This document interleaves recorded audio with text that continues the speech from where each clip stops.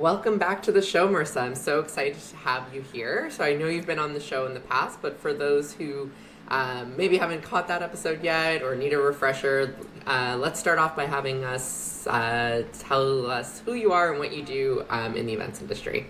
Yeah, sure. Thank you for having me. This has been a topic of conversation, and what I really am wanting to talk about, we'll get there, but like I'm so happy that you're having me talk about this, and I think the more we talk about just having conversations in the event space is helpful to the industry. So as far as talking, I'm an event and content strategist. I help leaders plan events from workshops, retreats, to virtual sessions, hybrid, in person. I would classify them in the event space as micro events.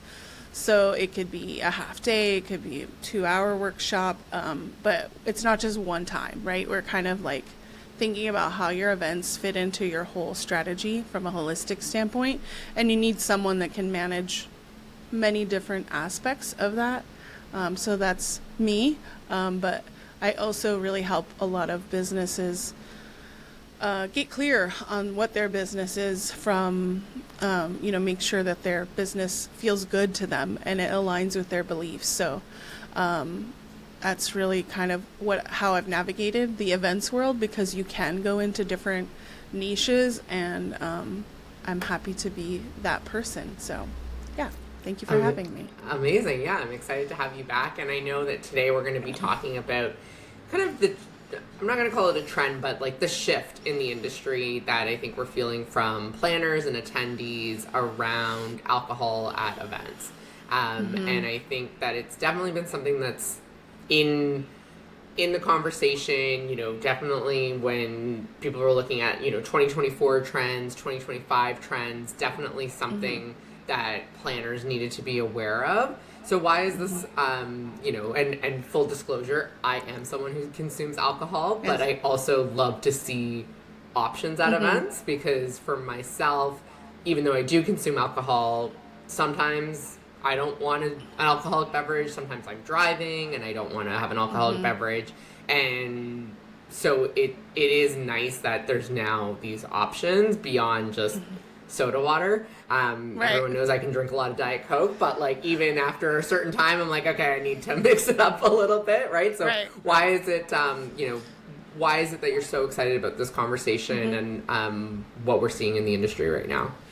Sure, yeah. I will share a little bit about my journey. So my partner, my husband has, we both work from home, and, that was obviously elevated with COVID.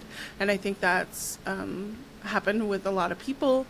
And, some friends that I've heard of, like, oh, it's just a random like drink that you're going to have at like 2:00 because you can, right? You don't have the micromanagement of like someone overseeing that. As long as you get your work done, fine. I'm all supportive of that. But, if someone has a problem with alcohol, that can be elevated and it becomes an issue.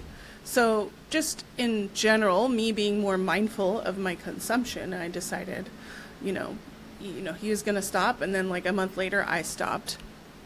And, just spending, right? Like you're like, oh my gosh. But I can still be around alcohol. I actually like love going out still. Like I'm still social, but there's nothing that I can like drink that's not sugary most of the time at events.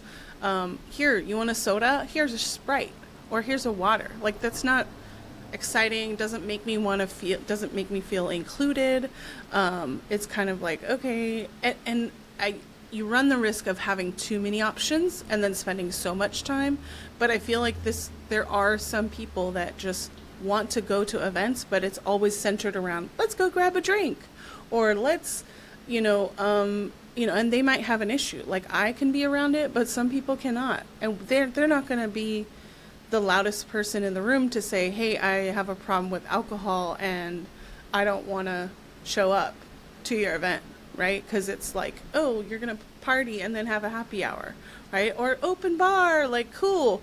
But what about the people that will never go to your event or never say it because they're too ashamed of saying they have a problem with alcohol, which is a big it's a substance abuse problem, right? So they could be completely excluded from your event and you'll never know that. So that's kind of how I got into it, just being like more mindful of my consumption, traveling all the time. The hotel bar is really easy. Love talking to new people, making conversation. But if I can only have a beer or a cocktail, what am I going to do? Sit there and drink water? Like, I guess, yeah. But like, it's just a different experience. Like, there's no attention to people who might not want an alcoholic drink. For sure. And I'm also starting to see more in like the restaurant side. And it's really exciting that some of these cocktails are better than, or just as good. The beer, like I can usually tell, but it's usually close enough. I had a cocktail recently that was like a fake Aperol Spritz, and I was like, if you didn't tell me there wasn't actually alcohol, like I was kind of a little worried because I was driving, and so I ordered that, and I'm like, I really hope that he got, and he's like, no, it's really it, right? But it just tasted so much like an actual cocktail, right? And I think like, if as an industry and if it's what our attendees are asking for, it's also giving us a way to be creative again, right? And rethinking. So, okay, you want to have that happy hour experience because people love the music and love the mingling, and some people do still want to consume alcohol. But how do you shift it so that it's an easy choice to say, oh, you're offering no Aperol spritzes? Like, I want to try that, right? Like, making them fun and exciting beyond just like, oh, I have some soda water and some lemon, right? Like, how can your mixologists, how can your venues get really creative to create something that's still exciting for attendees, that they're not even thinking that they're missing the alcohol because they're not. They're not, because the drinks or the experience is that good, right? And the mixology is that good, and making it, again, rethinking that. And then, like you said, if, some folks may choose to self-select out of any events that will have any alcohol at them. So how do you reimagine it as like a 2 p.m. happy hour where there's no actual alcohol, right? And you mix it up in the middle of the day, or bring it to a breakfast event and make it a breakfast event. Like, how do you switch? How can we use the reduction in alcohol? And we know that for some folks it's health, for some folks it's issues with alcohol in the past. Generationally, Gen Z is just drinking less alcohol than previous generations. So how do you use that to get people excited about new types of events and new ways of managing events? Yeah, I mean, it's like a habit change, right? Like, we associate happy hour with alcohol, right? So I see it as an opportunity two different ways. Branding, right? So you can, like, I threw a little mini event. I'm not going to mention this person by name, but like, I told them that I think at the time I had like maybe 60 days, no alcohol. Went through the holidays, no alcohol. And like, it was just a different experience. And I was just sharing it like anecdotally, not like, oh, look at me, like I've, made 60 days. And they were like, oh, can you be my sponsor? And I was like, whoa, okay, this is like a whole nother layer. And I didn't know they had an issue. I didn't know that like I was going to be asked that. And it was like, I felt honored, one, because I was like, wow, like, you see something that you might want to mirror. Cool. I can be your buddy. So like, from that conversation, I was like, okay, let's do a Friday thing, because like all of the events in this one organization locally is like all around like, okay, we're going to network, but it's going to be at a wine bar, or we're going to network and it's going to be at the whiskey. I mean, we're in the South, right? So whiskey is everywhere. All the distilleries. I love whiskey. I still have a bar full of whiskey. Like, I'm so into it. And I branded it as Mocktail Mixer and Mindfulness. So we kind of like made fun mocktails, and then we're mindful about where we at in business and stuff like that. It was a very simple way, but can you change the word happy hour? You can't really say unhappy hour, because it's not, like people say unconference, and I'm like, okay, I get it. But you don't want people to be unhappy. But what can you use, like, in terms of, like, branding, right? Like, how do you align with maybe, the event itself, the ideals behind the event, and then change it up? But also call it like social hour or something where you're actually connecting hour or something like that. And then the second option, I think, is also a sponsorship activation. So if someone is looking to get their, I mean, we do it with alcohol, right? Like sponsored by Budweiser, or this podcast is not sponsored by Budweiser. But if Budweiser is listening, I'm Right. happy to chat. Yeah, or like I'll say like Cali Sober, which is like a mocktail brand. So like that's just an option for people to like get their brand in front like of this crowd that is different, right? It's a different way to like reach the people that are your target clients, even if they don't have an issue, or even if they still want to enjoy alcohol, but maybe just thinking, okay, maybe we can switch it up. Or I'm thinking of this story when I was planning my wedding, because we had you have like the menus at the bar, like with the drinks to choose, and it was fun. Like how that as an event planner, I mean, I wasn't an event planner in my wedding, but I was. Yeah. Years you can't turn it off. years ago, right? Yeah, years before I was like officially in events, I planned the wedding, and then that was a cool conversation piece. It was like, oh, like I'm gonna have that drink because there's two options, and like it just makes it easier. And sometimes you can think about that in the event, like that's a social event, but a corporate event, why wouldn't you make it another option for people to talk about, right? Like if it's branded or aligned to your theme. Yeah, and I just saw, I was on the jury for Eventex this year, and one of the submissions was from Corona, and they were doing an activation at the Paris Olympics using their Sunbrew, which is their 0% Corona, and that was actually because of advertising laws in France are very restrictive on promoting alcohol, and like anywhere, it's really around like promoting to children, so anywhere that children could be, you can't promote alcohol. And so basically Corona was like, well, we want to do an activation at one of the biggest sporting events in the world.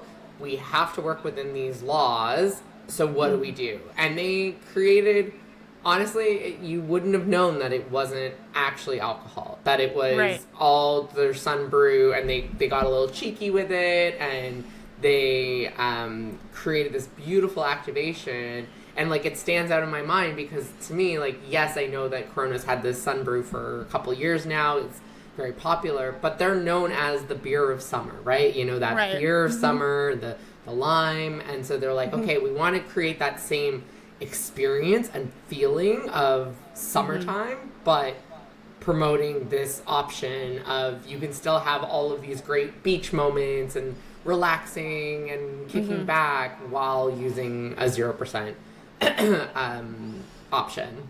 Right. Yeah, I'm like, ooh, now I want to go by a pool and have a zero proof Corona. Like just you saying that, I'm like, oh yeah. Because if I associate a memory that brings me joy, but it has that alcoholic component, I may never do that again, right? Like it might just be, oh, if there's nothing available, you can't really have like a bottle of water at a pool. Like it's not as fun. Like you can't have like, you can, but you don't have the fancy glass and the little, garnish. Like I want like a silly straw, there's a brand in Canada that makes really great mocktails. It's actually like a grocery store brand, and they do these really delicious.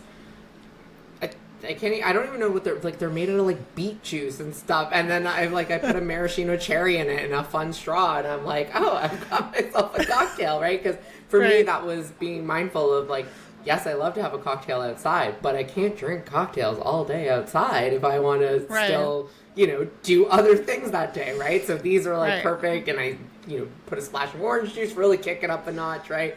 And it looks like a tequila sunrise then in my backyard. So I think it's, we were talking before we got on about just the change that you see from the venues and from the caterers. And I think about, my brother was diagnosed with celiac like almost 25 years ago, 20 something years ago.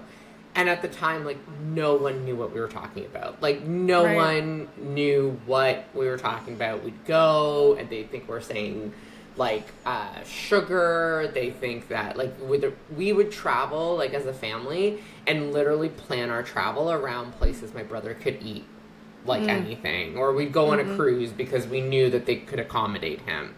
And then around that time, like, a gluten-free lifestyle, or, like, kind of 5 years later, became trendy. And then all of a sudden everyone's like, you know, marking their rice as gluten-free, and it's like, yeah, it's always been gluten-free, but all right, you know, it was it was like a little annoying, because it's like, yeah, like, you're just doing it because you read something on the internet that tells you it's good, and you probably shouldn't be doing it. But that demand is what propelled venues to have options. It propelled them to say, like, why are we adding flour to things that don't really need it, right? And like, there's just that shift that, you know, organization, like venues and caterers can say, okay, you know, we can easily make these options gluten-free. Like, okay, we're gonna, you know, I always joke, like, if you're coming to one of my conferences, we're likely having Mediterranean food one day, because it is so easy to make gluten-free, dairy-free, like, vegetarian. Like, it's just so adaptable. It's so easy to fit it into any kind of dietary restrictions. And I think, like, it's that same thing of, like, it's a bit of chicken and the egg, and like, who's going to do it first. But the more that us as planners are asking for it, mostly because our attendees are asking for it, but then putting that as an option, and then it requires your venues to think outside the box, and caterers. And if you go to a great venue with, like, a great chef on staff, they're gonna get excited about the challenge, right? Like, if you tell them, like, you know, if you want, like, they want to break it up from the regular, like, every day, they're like, yeah, we do 8,000 whiskey and cokes, like, every week, right? Like, if you tell them, hey, I want to mix something up, we're trying something new, like, get creative, they're, like, excited, right? And so it's finding those vendors and then pushing it through the industry of, like, okay, we don't even think about, now no one blinks twice if I say I have 10 people who are gluten-free and 5 dairy-free and a vegan. Like, they're like, yeah, okay, like, it's already marked, it's already done, right? So I think over the next couple of years, you're going to see that shift, that, like, all of your cocktail options are going to come with, like, a non-alcoholic equivalent of them. Right, yeah, no, I totally hear you and see that trend happening just as you go to more events or look at more menus, and, you know, and it doesn't even need to be, like, with alcoholic, like, connotations, so to say, you know, like, you don't have to do, like, a virgin Bloody Mary, but, like, what if you made a tomato-based type drink that's like a Bloody Mary, but it's not virgin, right? Because I feel like when you just, like, don't add the alcohol, like, it's like, that's not a drink that wasn't made to be without alcohol. Like, it's supposed to be something different, like you said, like, curate, you know, mixing something up that's innovative and, you know, tastes I think that's good. why I was so shocked by that fake Aperol Spritz, because to me, Aperol Spritz is, like, when you think about it, there's 3 parts to it, and 2 of them are alcohol, right? So to recreate it in a way that still felt elevated and still felt like, oh, and it came with, like, a little bit of flowers in it. Like, it was really fancy. And I know one of the challenges that folks are facing is, and I think this will be an education piece with attendees and planners and everything, of, like, we have this perception of alcohol being the thing that makes it expensive. And so these mocktails, you know, sometimes they're, like, if they're just a little bit of juice and soda, they're going to be cheap. But when you get into those non-alcoholic liquors and non-alcoholic beer, people are like, well, you know, it's like this value thing of, like, and I always talk about this, like, years and years ago, I used to work for a cell phone provider, like, early days of BlackBerry and iPhone. And me too, by the way.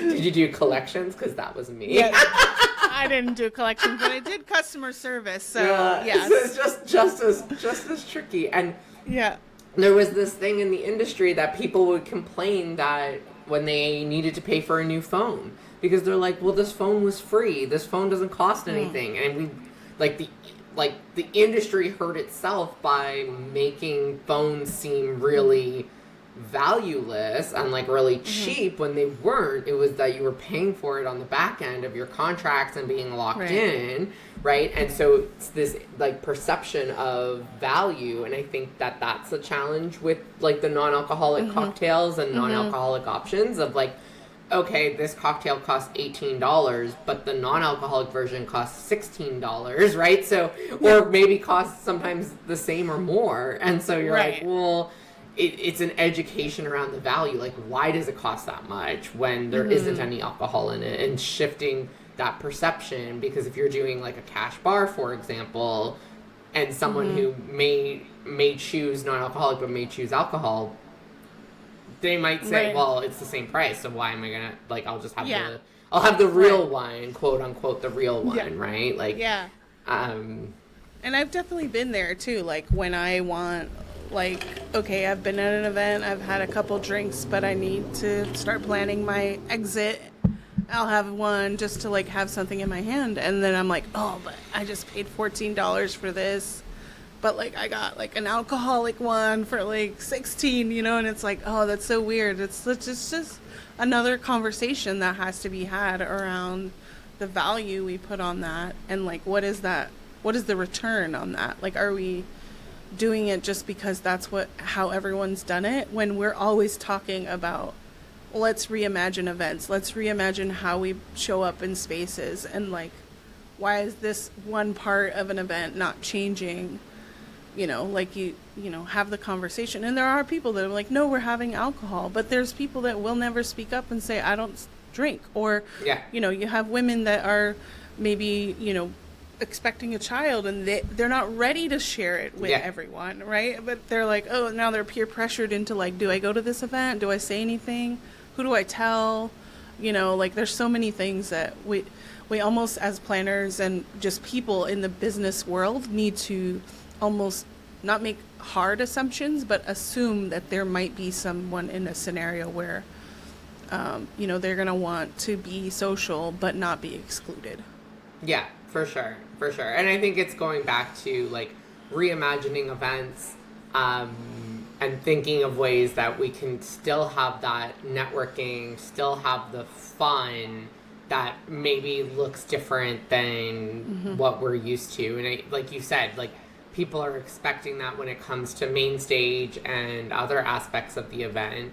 And I think it's about really making sure that you're keeping the important element of, if it's meant to be like a happy hour, keeping that connection and that fun, right? And like, how can you reimagine that and make it even so that like you're not focused on the drinking either way, right? Like, make your happy hour, is it a bowling event? And so everyone is focused on that. Like, when you add something to it that is not just the drinks, like, and think about, okay, how can people connect in a way that's really meaningful and fun, right? Like, is it bowling? Is it like a painting class? Like, what is it that's going to redirect the focus, I think, away from just bars, right? And how you make that like such a cool experience that people don't even feel like that, like the drinks were an afterthought, the refreshments were an afterthought, because they were so focused on,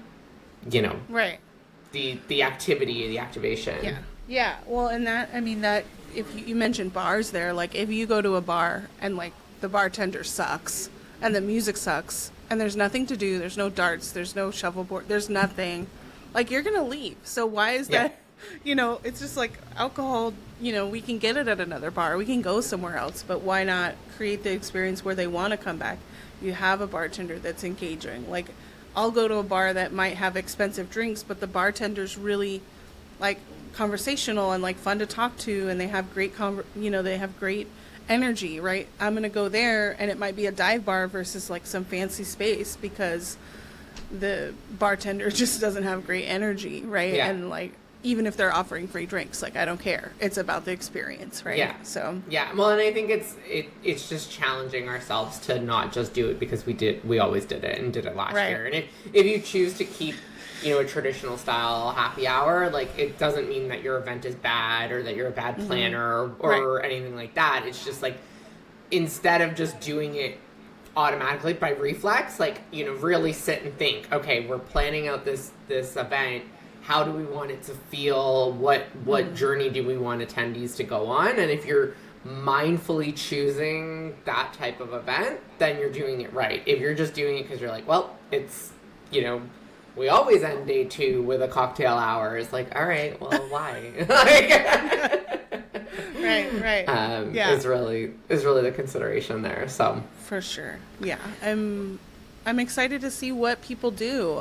There's obviously a lot of industry events coming up in the fall, end of summer, fall, whenever this is, listen to this, but I just see the trend happening and more people talking about it. And, I drank in Germany at IMAX Frankfurt. So it's not like a thing where I'm like, oh my gosh, like it's forever and ever. But, some people are like that, so it just depends on how we're showing up and what we want to see the industry, be or in the future, right? So you can lead by example. For sure. Amazing. Well, thank you so much for being here today. Where can people find out more about you and your services, and if they want to reimagine their happy hours, and we'll come up with a better term than unhappy hour, but where can they find you to connect? Yeah, so I'm on LinkedIn under Marisa Cali. If you use Instagram, I use Instagram all the time, bepresent.events, and you can find me there. So thank you for having me. Yeah, thanks so much for being here.